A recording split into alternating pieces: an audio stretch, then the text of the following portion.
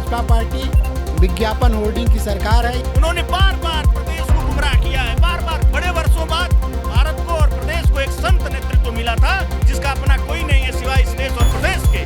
लेकिन इन्होंने तुष्टीकरण कर करके हमारे सपनों को इन्होंने कुचला है। मुख्यमंत्री तक हमारी बात पहुंचा दे कि अगर आप हमारे साथ न्याय नहीं करेंगे क्योंकि जनता भी आपके साथ न्याय नहीं करेगी। 22 के इलेक्शन साफ कर देगा। 69,000 शिक्षक भर्ती का एक मसला जो गले की फांस बना हुआ है उत्तर प्रदेश सरकार के लिए, उसकी कई विसंगतियां रही हैं और उन्हीं में से एक विसंगति 22,000 सीटों को 69,000 शिक्षक भर्ती में जोड़ना और 1,37,000 पद पूरे करना, जिसकी मांग ये सारे अभ्यर्थी पिछले काफ़ी टाइम से कर रहे हैं। और 22,000 सीटों को जोड़ने को लेकर ये जो अभ्यर्थी हैं ये आज यहाँ पर स्मृति उपवन में भी आ गए हैं, जहां पर अरविंद केजरीवाल ने लखनऊ में नए साल की पहली रैली करी है। 2022 के चुनाव निकट हैं, 2022 भी आ चुका है। आज हम लोग 2 जनवरी की बात कर रहे हैं और इन लोगों से पूछते हैं। इन लोगों ने अभी उत्तर प्रदेश के जो अध्यक्ष थे आम आदमी पार्टी के संजय सिंह से भी बात करी, तो आइए इन लोगों से बात करते हैं और देखते हैं कि इनका मुद्दा 2021 और 2022 आ गया, टंकी पर शायद 6 महीने से ज़्यादा हो गए। हाँ, उसके बाद भी अब 22 आ गया है, तो अब नया साल तो आ गया है, साल तो बदल गया है, लेकिन इनकी अभी तक जो नियुक्ति है वो नहीं हुई है। तो क्या आगे ऐसा होने के चांसेस हैं या नहीं, इन लोगों से बात करते हैं। जी बाबा जी बताइए, आज आप लोग यहाँ पे आए हैं, है ना? क्या हुआ, क्या सोचकर आप यहाँ पे आए हैं? हम सोचे अब बीजेपी गवर्नमेंट तो खत्म होने वाली है, कोई न्याय नहीं देगी, वो तो उसका शिक्षा मंत्री ही चोर हमको लगता है।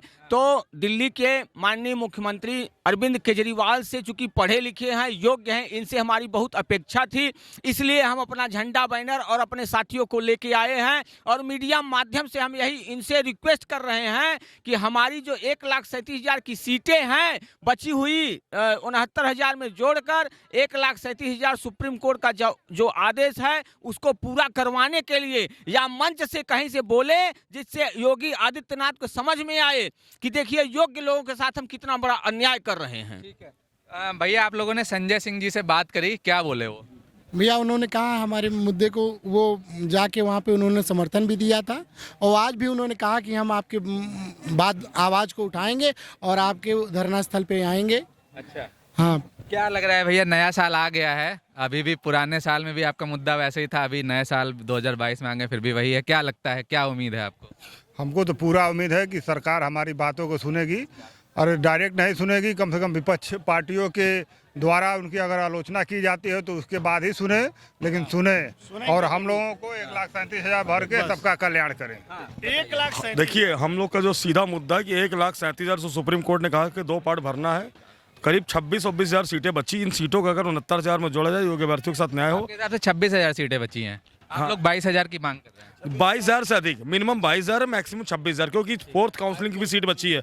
RTI जो अभी आई 26,211 सीटें हैं। अच्छा, और हम लोग नियर अबाउट सोचे थे कि 46,000 सीटें भर गई 68,500 की, तो 22,000 सीटें लगभग बची। वही हमारा नारा था, 22,000 सीटें हमारा अधिकार हमारा। तो हम ये है कि 23,000 समथिंग या 26,000 सीटें जो भी है 69,000 में जोड़ा जाए, योग्य अभ्यर्थी के साथ न्याय किया जाए। अन्यथा हम इसी तरह रैलियों में जाएंगे और जो भी हमारे नेता, चाहे केजरीवाल जी हों, चाहे संजय सिंह ने अभी ज्ञापन लिया, उन्होंने खुद बोला कि हम इसको फिर से मुद्दे को सदन में उठाएंगे, संसद में उठाएंगे, आप लोग के साथ न्याय, क्योंकि योग्य अभ्यर्थी धरना दे रहे हैं। और आज देखिए 69,000 में अयोग्य अभ्यर्थी नौकरी कर रहे हैं। आपने 3 नंबर हिंदी में, तीनों क्वेश्चन सही थे, लेकिन आपने नंबर दे दिया। 15,500 अयोग्य अभ्यर्थी ने योग्य अभ्यर्थी की नौकरी छीनी। हम मुख्यमंत्री जी से साफ शब्दों में कहना चाहते हैं, जो भी इस वीडियो को देख रहे हैं वो मुख्यमंत्री तक हमारी बात पहुंचा दें कि अगर आप हमारे साथ न्याय नहीं करेंगे तो यूपी की जनता भी आपके साथ न्याय नहीं करेगी। 22 के इलेक्शन साफ कर देगा। अभी भी आपका पास समय है, आप हमारे साथ न्याय कीजिए। 1,37,000 जो सुप्रीम कोर्ट का आदेश है उसको पूरा कीजिए, चाहे 26,000 बची हो, चाहे 22,000 सीटें बची, उसको 69,000 में जोड़िए, योग्य अभ्यर्थी के साथ न्याय कीजिए। सबसे बड़ा सर तुष्टीकरण का एक फरमान इन्होंने जारी किया है 4-5 दिन पहले, 1 हफ्ता पहले, कि शिक्षा मंत्री जी सतीश चंद्र द्विवेदी जी बार बार कहते थे कि आरक्षण का एक भी घोटाला नहीं हुआ है, जबकि आरक्षण समर्थित आरक्षित वर्ग ये बार बार कहता रहा कि हमारी कुछ सीटों का आपने घोटाला किया है। द्विवेदी जी बार बार कहते रहे, विधानसभा में भी कहे कि इनका जो 27% रिजर्वेशन होता है उसके सापेक्ष हमने 31,288 पदों का चयन कर दिया है आरक्षित वर्ग से, ओबीसी का सिर्फ। उसके बाद भी ये उनके दबाव में आ गए, राजनीतिक दबाव में आ गए, वोट बैंक की लालच में ये 6,000 सीटें उनको बिना किसी एग्जाम के दे रहे हैं। हम उसका विरोध नहीं करते क्योंकि वो भी हमारे भाई हैं, हमारे बहन हैं, हमारी तरह उन्होंने भी तपस्या की है।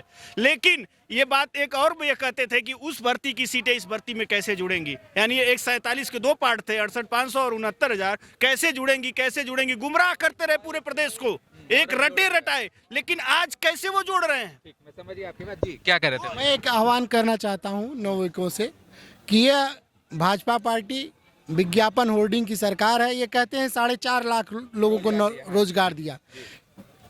उस 4.5 लाख का छीछा लेदर इसी से होता है कि उन्होंने अपने पूर्ववर्ती सरकार की 1,37,000 जो शिक्षा मित्र समायोजन रद्द हुआ उसी को वो पूरा नहीं भर पाए। ये कैसे 4.5 लाख रोजगार देंगे? ये तो सब चंदाचोर लोग हैं। बयानों से एकदम खुद शर्मसार हो जाएंगे, लज्जित हो जाएंगे। उन्होंने बार बार प्रदेश को गुमराह किया है, बार बार योगी सरकार को गुमराह किया है, उन्होंने अपने शीर्षित नेतृत्व को गुमराह किया है, मुख्यमंत्री जी को उन्होंने गुमराह किया है।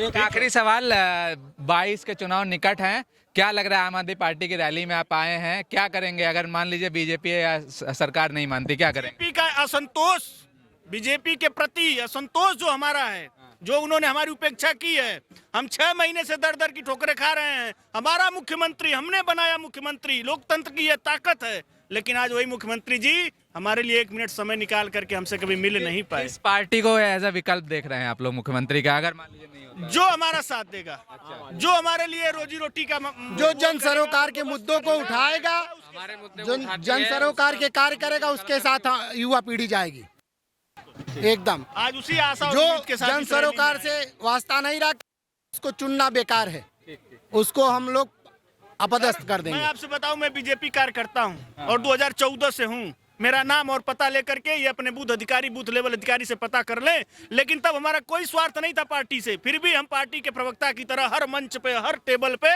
पार्टी का पक्ष रखते हुए आए थे और बड़ी उम्मीद थी कि योगी जी एक संत हैं। बड़े वर्षों बाद भारत को और प्रदेश को एक संत नेतृत्व मिला था जिसका अपना कोई नहीं है सिवाय इस देश और प्रदेश के। लेकिन इन्होंने तुष्टीकरण कर करके हमारे सपनों को इन्होंने कुचला है। इसलिए इसका समाज को बांटने का काम और एक उम्मीद, एक विश्वास आखिरी है, वो मुख्यमंत्री जी से है। सतीश चंद्र द्विवेदी ने जितना चाहा उतना भ्रष्टाचार किया इस भर्ती में, योगी सरकार की खूब किरकिरी कराई है। और मैं आपके माध्यम से मुख्यमंत्री जी से आग्रह करता हूं, प्रार्थना करता हूं कि मुख्यमंत्री जी स्वयं संज्ञान लेकर के इस करप्ट शिक्षा मंत्री के ऊपर कार्रवाई करते हुए हम सभी की मांगों को माने।